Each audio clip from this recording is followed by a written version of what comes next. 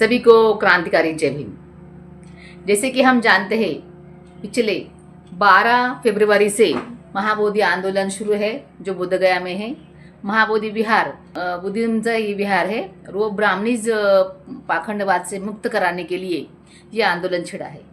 लगभग 84 दिन कल उस आंदोलन को पूरे हो गए हैं और जो आकाश लामा जी और विनयाचार्य, प्रज्ञाशील भंते और भंतेगण इस टीम को लीड कर रहे हैं, वो लोग 4 मई के दिन पदयात्रा करते हुए, चारिका करते हुए पाटना पहुँचे, जहां बिहार के सीएम मुख्यमंत्री रहते हैं।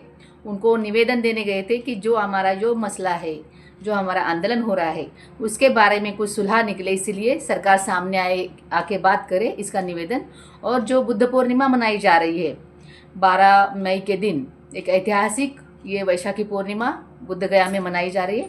पूरे भारत से, पूरे जग से वहाँ बौद्ध अनुयायी आएंगे और उनको आने के लिए आकाश लामा जी, विनयाचार्य जी और प्रज्ञाशील भंते और अदर भंतेगणों ने ऐलान किया है कि पूरे भारतवर्ष से वहाँ बौद्ध अनुयायी आए, अपनी विरासत के बचाव में वहाँ आकर अपना मत रखे। और इसलिए पूरी एरिया से वहाँ लोग जाने के लिए निकले हैं। वैसे कुछ जगह अभी जैसे कि आप जानते हो युद्धजनक परिस्थिति है बोल के, यानी ज़्यादा जमावबंदी का माहौल थोड़ा सा हुआ है, इसीलिए पुणे से कुछ गाड़ियाँ निकली थी, यानी मैं भी उसमें निकली थी। लेकिन इतने लोगों की जिम्मेदारी कैसे उठाई जाए या रास्ते में कुछ होता है तो ये सोचकर जनमानस का विचार करते हुए ये जो हमारा ये जो निकली हुई गाड़ी थी हम लोगों ने पोस्टपोन कर दिया। लेकिन भारत के पूरे कोने कोने से जो भी लोग वहाँ जाना चाहते वो जा सकते हैं। 12 मई के वैशाखी पूर्णिमा की वहाँ पूरी तैयारी का प्लान हो चुका है और तैयारियाँ काफ़ी शुरू हो चुकी है। जैसे कि 4 मई को आकाश लामा जी 300 यानी श्रामणेर भिक्खुगण लेके पाटना गए थे निवेदन देने सीएम जी को, लेकिन वो वहाँ मिले नहीं, ये बात अलग है। उनके यानी सचिव से बात हो गई और उन्होंने बोला कि मैं यानी फ़ोन करवाने के लिए उसने मना किया कि एक प्रोसेस होती है, आपका लेटर उन तक जाएगा, ऐसे उन्होंने बताया। फ़ोन पे बात नहीं करवाई। ठीक है, कुछ होगी प्रोसेस, लेकिन प्रोसेस होनी ज़रूर चाहिए। वहाँ तक भंतेगण गए, लेकिन उनको 50 मीटर सीएम के आवास के 50 मीटर दूरी पे ही उनको रोका गया। ना उनके नसीब में छाव हुई, ना लोटा भर पानी। चलो कुछ बात नहीं। आदर जो उपासक थे पाटना में, जो ये पदयात्रा रैली 2 दिन से जा रही थी, जगह जगह बौद्ध अनुयायियों ने उनका फूल बरसाकर स्वागत किया, उनकी सेवा की, उनका आदर किया। उनके इस पदयात्रा में वो शामिल हो गए और जय भीम के नारे लगा रहे थे, पंचशील ध्वज के नारे लगा रहे थे। उसमें भंतेगणों ने उनको ये भी बोला कि आप पोलाइटली नारे लगाइए, हमारी मांग सिर्फ बीटी एक्ट 1949 रद्द करने के लिए है, बाकी कुछ भी नारे ना लगाए। हमारी जो मांग है वो संवैधानिक मांग है, वही हमें वहाँ मांगनी है। ऐसी सूचनाएं भी जनता को दी गई और पूरी जनता उनके साथ थी, लेकिन सीएम आवास पर उनका कोई स्वागत नहीं हुआ। ये बड़ी खेद की बात मुझे लगी। कम से कम एक धर्म के यानी वो बुद्ध धर्म के भिक्षुगण है, कोई आम जनता नहीं थी उनके साथ। आम जनता के साथ भिक्षुगण थे, उनका वहाँ बिल्कुल ख्याल नहीं रखा गया। ये तो निंदनीय बात रही, क्योंकि आपको वहीं के वहीं कुछ साइन तो करके नहीं देना था बीटी एक्ट रद्द हो, उनको पानी तो पूछना चाहिए था। कुछ बात नहीं, लेकिन हमारे उपासक वहाँ तैनात थे, उन्होंने उनकी सेवा की। और धरना स्थल पे भी पूरा बीएमटी की तरफ से कुछ भी नहीं, पूरे उपासक वहाँ सब हैंडल कर रहे। वहाँ की सुविधा, वहाँ का खर्चा, वहाँ का खाना, वहाँ की सेवाएं पूरी यानी सोशल तरीके से बौद्ध उपासक वहाँ मैनेज कर रहे हैं। इस बात पर मुझे एक मराठी की पंक्तियाँ याद आई। लई बळाल माझ्या दुबळ्या पोरात, ये गाना है। यानी कि बाबा साहब की वजह से आज ये बहुजन पढ़ लिख कर अपने हिस्से की रोटी शान के साथ कमा रहा है, और उसी का ये नतीजा है कि आज यहाँ का महाबोधि का जो खर्चा है, कोई सरकार या कोई वहाँ का एक्ट नहीं उठा रहा है, तो पूरी ये जनता वहाँ का खर्चा उठा रही है।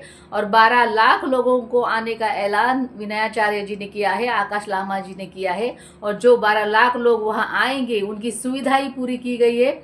लगभग सारे मोनेस्ट्री बुक हो चुकी है। 5000 लोगों का मोनेस्ट्री में रहने का उन्होंने प्रबंध किया है। साथ में ही जो 5 लगभग यानी 5000 स्क्वायर फुट वो जगह है, वहाँ पूरा पेंडोल डाला जाएगा। डबल छत वाला पेंडोल रहेगा ताकि गर्मी ना हो। और इन दिनों जैसे कि तथागत भगवान बुद्ध आशीर्वाद बरसाते हो, ऐसे ही निसर्ग में उस एरिया में थोड़ी सी बारिश की फुहारें आ रही है, इसलिए वो गर्मी थोड़ी कम हो रही है। जैसे कि निसर्ग भी चाहता है कि इन भंते गणों को न्याय मिले और तपती धूप से उन्हें थोड़ी राहत ये नेचर दे रहा है।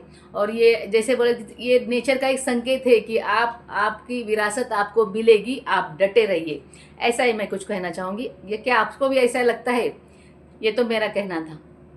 ऊपर से बात यह है कि वहाँ जो लोग आ रहे उनके लिए, जो कुर्सियों पे बैठते हैं उनको कमर दर्द है, घुटनों का दर्द है, उनके लिए वहाँ 5000 चेयर्स मंगाने का निर्णय लिया गया है। और जो नीचे बैठेंगे उनके लिए मैट रहेगी। वहाँ जो उपासक आ रहे हैं उनको होटल में बिल्कुल रुकने की ज़रूरत नहीं है। इन दिनों आज के तारीख में वहाँ 2000 लोगों का खाना पक रहा है। और जो टॉयलेट सुविधा है, स्नान गृह सुविधा है, वो भी साइड में अरेंज की जा रही है। इसलिए जाने वाले उपासकों ने बिल्कुल किंतु परंतु मन में नहीं लेना है, क्योंकि वहाँ सारी सुविधाएं आपके लिए तैयार की जा रही है। तो ज़्यादा से ज़्यादा संख्या में अपनी अपनी गाड़ियों में जैसे आपसे बन सके बोध गया जाइए और उस ऐतिहासिक क्षण का, ऐतिहासिक जो बुद्ध पूर्णिमा होने जा रही है भारतवर्ष में, उसके भागीदार बनिए और इतिहास रचिए। डॉक्टर बाबा साहेब आम्बेडकर जी का एक महत्वपूर्ण विधान है, जो समाज अपना इतिहास भूलता है वो इतिहास कभी बना नहीं सकता।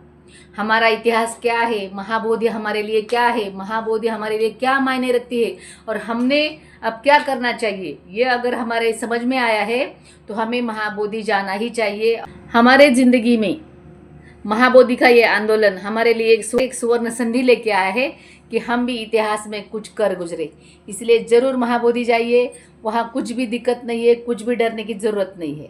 एक ज़माना था मानवता के लिए, इंसानियत के लिए हम अनजान थे। मानो कुत्ते से भी बदतर ये भारतवर्ष में बहुजनों की ज़िंदगी थी। लेकिन डॉक्टर भीमराव जी ऐसे डॉक्टर बन के आए और सभी मानवता का माइंड उन्होंने चेंज कर डाला और अपनी दवाइयों से पूरे भारतवर्ष को, यानी लंगड़े खुले भारत को दौड़ाने वाला घोड़ा, रेस का घोड़ा बना दिया। और उसी उत्साह के साथ महाबोधि पहुंचिए। वहाँ भी एक भीमराव है जो वहाँ की रसोई संभालते हैं, यानी धरना आंदोलन की रसोई संभालते हैं। और उन्होंने किए हुए व्यंजन से वहाँ के भिक्षुगण या उपासक तृप्त होकर एक नई मंशा लेके जगते हैं। तो मेरा सैल्यूट है उस भीमराव जी को जो धरना आंदोलन के महाराज यानी रसोई संभालते, उनको जय भीम, नमो बुद्धाय। महाबोधि आंदोलन के लिए बुद्ध गया जाने पर वहाँ ज़्यादा भीड़ हो सकती है, प्रशासन कोलैप्स हो सकता है या कुछ दिक्कतें आ सकती है, ये सारी अफवाहें ये जगह जगह हो रही है और होगी भी। लेकिन जिनको जाना है, जो अपनी गाड़ी में जा सकते हैं, जाने के लिए समर्थ है, वो बिल्कुल ना सोचे और महाबोधि जरूर जाए। यही मैं आपको विनती करती हूँ। जय भीम, जय महाराष्ट्र, जय भारत, जय संविधान, नमो बुद्धाय।